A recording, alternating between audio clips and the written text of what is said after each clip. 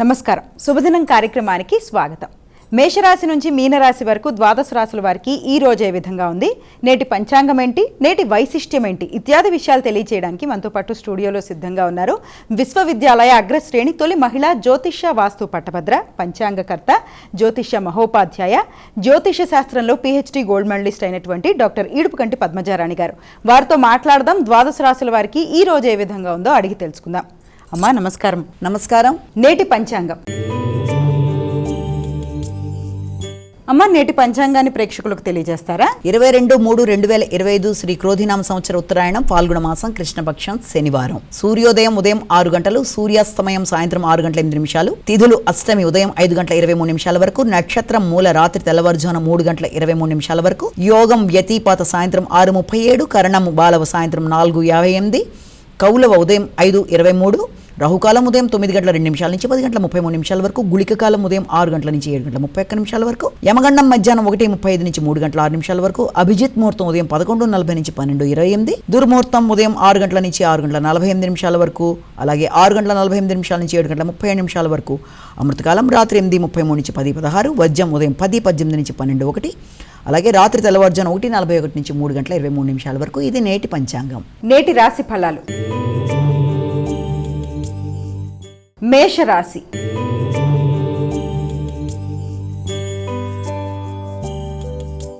అమ్మ, మేషరాశి వారికి ఎలా ఉంది ఈరోజు? మేషరాశి వాళ్ళకి ఈ రోజున చాలా కష్టంతో, శ్రమతో అనుకున్న పనులు సాధించడానికి చాలా కష్టం మీద సాధించుకుంటూ ముందుకు పెడతారు. ఆ విషయంలో వారికి కొంత ఉద్వేగాలు, అలాగే అన్ని రకాలుగా ఎమోషన్స్ ఉన్నప్పటికీ కూడా అనుకున్న పని సాధించేదాకా నిద్రపోని మనస్తత్వం అనేది ఒకటి ఉండడం అనేది, అలాగే దాంతోపాటుగా ఆర్థిక సంబంధమైన విషయాలు తండ్రి, పెద్దలు మొదలైన వారితో కలిపి ఈ రోజున సంప్రదించి వారి సలహా సహకారంతో విద్యకు సంబంధించిన విషయాల్లో నిర్ణయాలు తీసుకుంటూ, ముఖ్యంగా విదేశీ సంబంధమైన విషయాల మీద ఎక్కువ ఆసక్తి కనబరుస్తూ ముందుకు వెళ్ళడానికి ఆస్కారం ఉంది. వృషభ రాశి.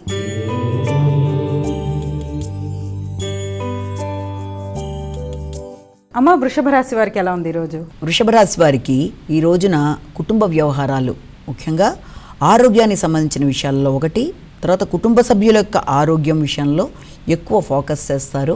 అలాగే ఆకస్మికమైన ఆర్థిక సంబంధమైన విషయాలు చాలా వరకు అనుకూలంగా ఉంటాయి. ఎదురు చూడని విధానంలో ఆర్థిక సంబంధమైన విషయాలు మీకు అనుకూలతల్ని కలిగిస్తాయి.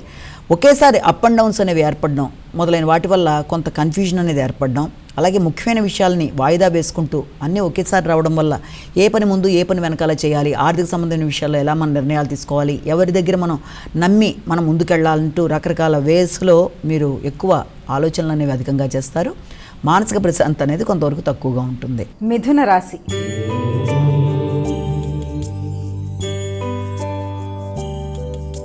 అమ్మ, మిథున రాశి వారికి ఎలా ఉంది ఈరోజు? మిథున రాశి వాళ్ళ విషయంలో ప్రధానంగా ఈ రోజున ఏంటంటే సంఘంలో గుర్తింపు, గౌరవం అనేది ఏర్పడుతుంది. ఆర్థిక విషయాలు అనుకూలంగా ఉంటాయి. వృత్తికి సంబంధించి కొత్త వ్యక్తుల్ని కలుస్తారు. నూతన వృత్తి కొరకు ప్రయత్నాలు అధికంగా చేస్తారు.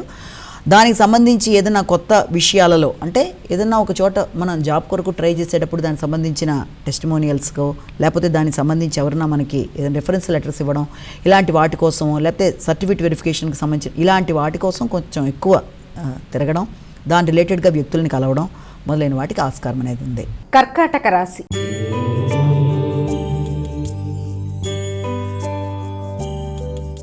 అమ్మ, కర్కాటక రాశి వారికి ఎలా ఉంది ఈరోజు? కర్కాటక రాశి వాళ్ళకి ఈ రోజున ప్రయత్నాలన్నీ కూడా శ్రమతో ఆశించిన ప్రయత్నాలు చేస్తూ అనుకున్నవన్నీ కూడా పొందడానికి ప్రయత్నం చేస్తారు. అనుకోని విధంగా నూతన అవకాశాలు అనేవి వాళ్ళకి ఏర్పడతాయి. వృత్తిపరంగా ఎక్కువ కష్టం లేకుండానే నూతన అవకాశాలు అనేవి ఏర్పడడం, కానీ ఆ వచ్చిన అవకాశాలని సద్వినియోగం చేసుకునే విధానంలో మీరు చాలా డీప్గా ఆలోచిస్తారు. అంటే ఈ స్టెప్ తీసుకుందాం వద్దా, ఈ ప్రత్యేకమైన ప్రదేశంలో జాయిన్ అవుదాం వద్దా, లేకపోతే ఉన్నదాన్నే కంటిన్యూ చేద్దామా, లేకపోతే ఈ రెండు కాకుండా నా అంతా నేను ఓన్గా ఏదైనా బిజినెస్ పెట్టుకుంటే బెటరా, ఫైనాన్షియల్గా ఎలా అయితే బాగుంటుంది అనే విధానంలో ఒకటి. అలాగే మీ యొక్క ముఖ్యమైన ఆలోచనలన్నీ కూడా ఎక్కువ శాతం ఆర్థిక సంబంధమైన విషయాలు, అలాగే గృహానికి సంబంధించి అధికంగా ఉండడం బట్టి ఈ యొక్క వృత్తికి సంబంధించిన విషయాన్ని కూడా వాటితో కలిపి బేరీజ్ వేసుకుంటూ మంచి అడ్డలు నిర్ణయించుకోవడానికి సమయాన్ని తీసుకుంటారు. సింహరాశి.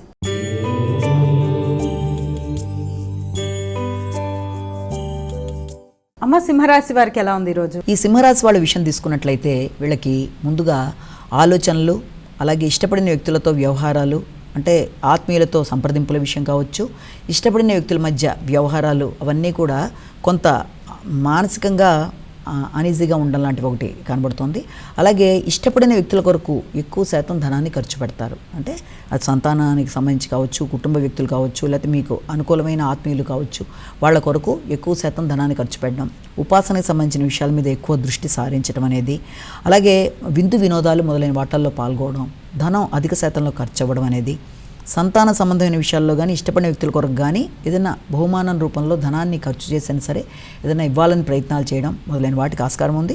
అదే కోణంలో మీ యొక్క వృత్తికి సంబంధించి కూడా నూతన అవకాశాలకి ఈ రోజున అవకాశం అనేది కనబడుతోంది. కన్యా రాశి.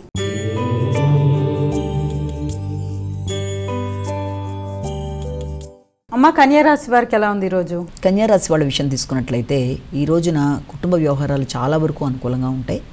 కుటుంబ వ్యక్తుల మధ్య మంచి వాతావరణం అనేది నెలకొనడం, ముఖ్యంగా తల్లి యొక్క ఆరోగ్యం కానీ ప్రశాంతత కానీ, నూతన వాహనాల కొనుగోలు కొరకు ఆలోచనలు అధికంగా చేయడం, ముఖ్యంగా గృహం విషయంలో కానీ లేకపోతే వాహనాల విషయంలో కానీ స్థిరాస్తులకు సంబంధించిన విషయాల్లో కానీ తల్లి తండ్రి ఇద్దరి యొక్క సహకారం కానీ లేకపోతే ఇద్దరి యొక్క సహకారంతో పాటుగా వారి ఆశీస్సులు సహకారమే కాకుండా ఆర్థిక సంబంధమైన విషయాలు కూడా మీకు చాలా వరకు అనుకూలంగా ఉండే అవకాశం ఉంది. కాబట్టి దానికి సంబంధించి ఈ రోజున కొత్త వాహనం కొనుగోలు కొరకు కూడా ఎక్కువ శాతం దృష్టిని కేటాయిస్తారు. తులారాశి.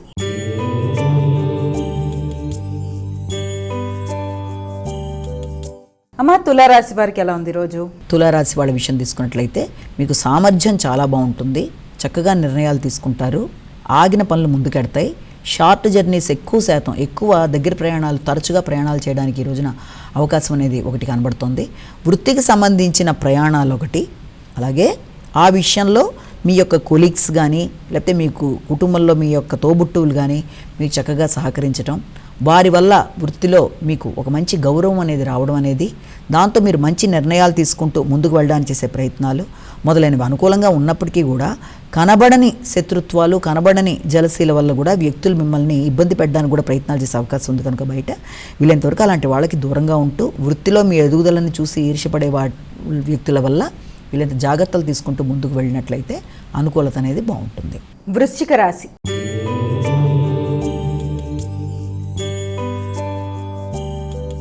అమ్మ, వృశ్చిక రాశి వారికి ఎలా ఉంది ఈరోజు? ఈ యొక్క వృశ్చిక రాశి వాళ్ళ విషయంలో ఏంటంటే ఆర్థిక సంబంధమైన విషయాలలో తండ్రితో కలిపి సంప్రదించడం, లేనట్లయితే గురువులు పెద్దలు మేము గైడెన్స్ ఇచ్చే పెద్దలు మొదలైన వాళ్ళతో కలిపి ఈ రోజున చర్చలు చేయడం, ఆర్థిక సంబంధమైన విషయాలలో కొంత మీ మీద మీకు ఆత్మవిశ్వాసం తగ్గడం, అంటే ఎక్కడో ఆల్రెడీ మీరు పెట్టుబడి పెట్టినా లేకపోతే మీకు రావాల్సిన ధనం ఆ రోజు రావాల్సింది ఆగడం, దానివల్ల మీరు సమయానికి ఇంకొక చోట మీరు చేయవలసిన కార్యక్రమంలో ధనం ఆగడం మొదలైన వాటి వల్ల కొంత ఘర్షణ లాంటిది ఏర్పడే అవకాశాలు, అలాగే మాటల వల్ల కుటుంబ సభ్యులతో కుటుంబంలోని వ్యక్తులతో పెద్దలతో ముఖ్యంగా కుటుంబ పెద్దలతో అభిప్రాయ భేదాలు రాకుండా వీలైనంత జాగ్రత్తలు పాటిస్తూ ముందుకు వెళ్ళినట్లయితే పరిస్థితులన్నీ కూడా అనుకూలంగా ఉంటాయి, ఆర్థిక వ్యవహారాలు చక్కబడతాయి. ధనస్సు రాశి.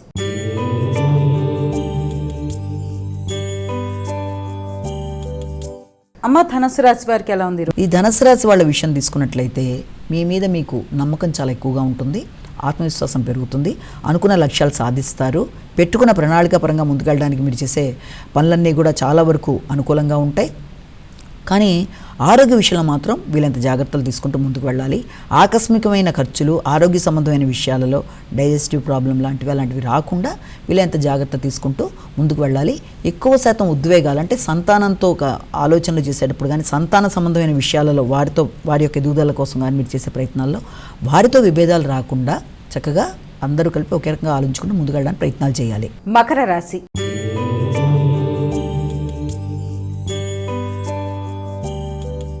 అమ్మ, మకర రాశి వారికి ఎలా ఉంది ఈరోజు? మకర రాశి వాళ్ళకి ఈ వృత్తికి సంబంధించిన శ్రమ చాలా అధికంగా ఉంటుంది.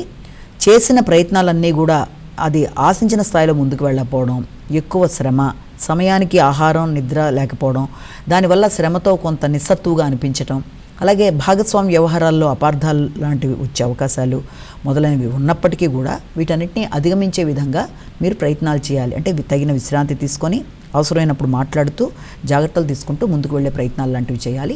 బంధువులతో ఇబ్బందులు రాకుండా, ముఖ్యంగా జీవిత భాగస్వామికి సంబంధించిన బంధువర్గంతో ఇబ్బందులు అంటే ఆర్థిక సంబంధమైన విషయాల్లో మాట పట్టింపులు రాకుండా జాగ్రత్తలు వహించాలి. కుంభరాశి.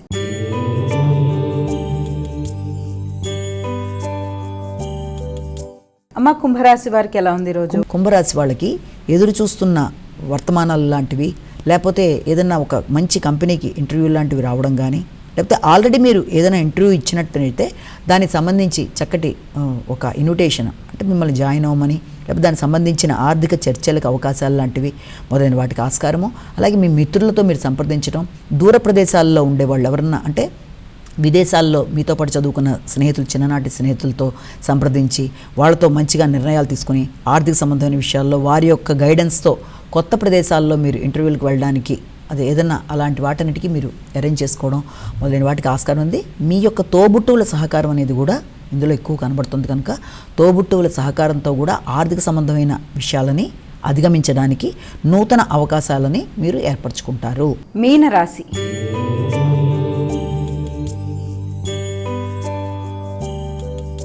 అమ్మ మీనరాశి వారికి ఎలా ఉంది ఈరోజు?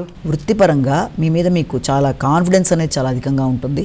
వృత్తి ప్రదేశాల్లో అంటే ఎక్కడైతే మీరు ఉద్యోగం చేస్తున్నారో ఆ ప్రదేశంలో మీ యొక్క ఆలోచనలు, లేకపోతే మీరు ఏం చేస్తే అన్ని విధాలా ఆ యొక్క సంస్థ ఎదుగుదలకు కానీ, మీరు ఇచ్చే సలహా సంప్రదింపులు మొదలైన వాటి కొరకు ఈ రోజున ఎక్కువ చర్చలు జరగడం అనేది, అలాగే మీ యొక్క క్రియేటివిటీ ఉపయోగపడడం అనేది, మీ యొక్క నూతన ఆలోచనలు అక్కడ పెట్టుబడిగా పెట్టి ఆ యొక్క సంస్థ ఎదుగుదలకు కానీ, లేకపోతే మీరు ఏదైనా రచయితలు అయినట్లయితే మీ యొక్క రచనలు చాలా చక్కగా ఉండడం అనేది, అలాగే శ్రమతో, గుర్తింపుతో, గౌరవంతో మీరు అధిక శ్రమతో, ఆదాయం కన్నా శ్రమతో, గౌరవంతో ముందుకు వెళ్ళడానికి ఈరోజు అనుకూలత అనేది ఒకటి ఏర్పడుతుంది. అయినప్పటికీ ప్రశాంతత అనేది చాలా వరకు తక్కువగా ఉంటుంది. ఒక కార్యక్రమంలో మీ మీద మీకు వ్యక్తిగత శ్రద్ధ, నమ్మకం ఉన్నప్పటికీ కూడా ప్రశాంతత అనేది చాలా వరకు తక్కువగా ఉంటుంది. కాబట్టి ప్రశాంతతని పెంచుకునే విధంగా మీరు మార్గాలు అన్వేషించాలి. అమ్మ ద్వాదశ రాశుల వారు వారికి వారే సులభతరంగా చేసుకోగలిగే ఒక పరిహారాన్ని తెలియజేస్తారా? ద్వాదశ రాశుల వారికి పరిహారాన్ని కనుక మనం గమనించినట్లయితే 12 రాశుల వారు కూడా ఈ రోజున తప్పనిసరిగా వెంకటేశ్వర స్వామికి సంబంధించిన నామాలు, గోవిందనామాలు, వెంకటేశ్వర అష్టోత్తరాలు, అలాగే శతనామావళి, అలాగే లక్ష్మీనారాయణకి సంబంధించిన శ్లోకం లాంటిది పఠించడం, ఇలాంటివన్నీ చేసుకోవడం. దాంతోపాటుగా అవకాశం ఉన్న వాళ్ళైతే ఒకవేళ చేయగలిగితే పూజా విధానం, చేసుకోలేకపోయినా కనీసం ఎక్కడున్నా ఒక ప్రయాణంలో ఉన్నా, లేకపోతే మీరు చేయలేని పరిస్థితిలో ఉన్నా వీలైనంతవరకు వినడం కూడా చాలా మంచి ఫలితాన్ని ఇస్తుంది కనుక అది చేయడం. అవకాశం ఉన్న వాళ్ళకి ఏదైనా వెంకటేశ్వర స్వామి దేవాలయాలకు వెళ్ళడం, ఇలాంటివన్నీ చేయడం అనేది చాలా మంచిది. ఎందుకంటే గోచరరీత్యా ఎదురవుతున్న చిన్నపాటి ఇబ్బందుల్ని ఇలాంటి చిన్న చిన్న పరిహారాలు చేయడం బట్టి చాలా వరకు మనం సప్రెస్ చేయొచ్చు. కాబట్టి వీలైతే అవకాశం ఉన్నవాళ్ళు అది చేయొచ్చు. ఇంకా దానికి అవకాశం లేదనుకున్నా కూడా మీ ఇష్టదేవత ప్రార్థన చేసినా కూడా అది కూడా మంచి ఫలితాన్ని ఇస్తుంది. ఏదైనప్పటికీ ఆధ్యాత్మికత అనేది వ్యక్తిలో ఉండాలి. ఆధ్యాత్మిక భావనతో భగవంతుడిని స్మరించుకోవడం వల్ల సమస్యలను అధిగమించడానికి ఒక మంచి మార్గంగా మనం భావించాలి. నేటి వైశిష్యంలో భాగంగా మనం ఈ రోజున షష్ఠగ్రహ కూటమి, అలాగే దానికి సంబంధించి కన్యారాశి గురించి మాట్లాడుకుందాం. కన్యారాశి వాళ్ళకి కన్యారాశిలోకి వచ్చే నక్షత్రాలని ముందుగా మనం పరిశీలించాలి.